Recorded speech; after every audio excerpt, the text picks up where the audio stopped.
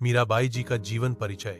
मीराबाई, जिन्हें भक्तिमती मीरा भी कहा जाता है, भारतीय भक्ति आंदोलन की महान संत, कवयित्री और भगवान श्री कृष्ण की अनन्य भक्त थीं।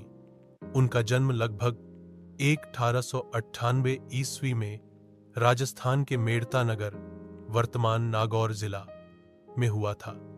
उनके पिता रत्न सिंह राठौड़ मेड़ता के राजा थे। बचपन से ही मीराबाई का हृदय भक्ति भाव से भरा हुआ था। बचपन और कृष्ण भक्ति। कहा जाता है कि मीराबाई मात्र 4-5 वर्ष की थीं, तभी उन्होंने एक बार बारात में दूल्हे की मूर्ति देखी और अपनी मां से पूछा, मेरा दूल्हा कौन होगा? मां ने हंसकर भगवान श्री कृष्ण की मूर्ति की ओर इशारा करते हुए कहा, यही तुम्हारे दूल्हा है। उस क्षण से ही मीराबाई ने श्री कृष्ण को ही अपना पति मान लिया और जीवन भर उसी प्रेम में मग्न रही। विवाह और संघर्ष। मीराबाई का विवाह चित्तौड़ के राणा सांगा के बड़े पुत्र भोजराज से हुआ। विवाह के बाद भी मीराबाई का मन सांसारिक जीवन में नहीं लगा और वह श्री कृष्ण की भक्ति में ही लीन रही। इससे उनके ससुराल में कई लोग अप्रसन्न रहते थे। पति भोजराज ने प्रारंभ में मीरा की भक्ति को समझने की कोशिश की, परंतु कुछ समय बाद उनका निधन हो गया। पति की मृत्यु के बाद मीराबाई को अनेक कठिनाइयों का सामना करना पड़ा।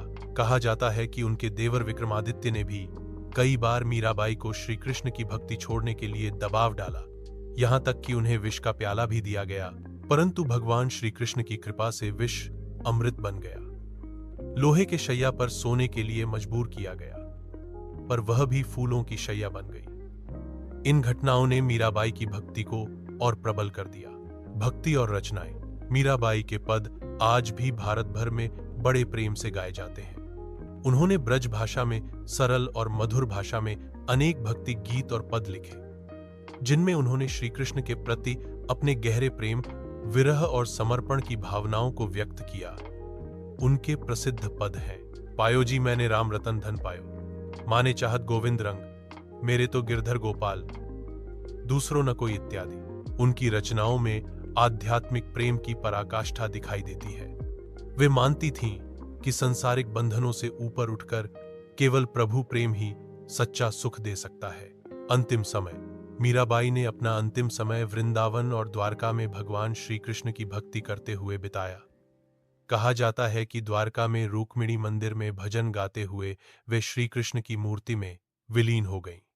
ऐसा माना जाता है कि उनका शरीर इस लोक से अदृश्य हो गया और वे अपने आराध्य में लीन हो गई। मीराबाई का जीवन हमें यह सिखाता है कि सच्चे प्रेम और भक्ति में कितनी शक्ति होती है, जो हर विपत्ति और विरोध को भी प्रेम और विश्वास से पार कर जाती है। वे आज भी भक्ति की अमर प्रतीक बनी हुई हैं।